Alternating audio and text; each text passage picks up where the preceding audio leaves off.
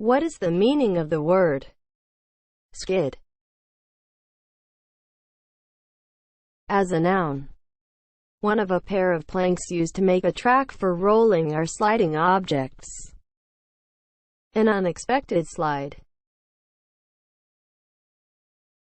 As a verb, slide without control. Elevate onto skids. Apply a brake or skid to. Move obliquely or sideways, usually in an uncontrolled manner.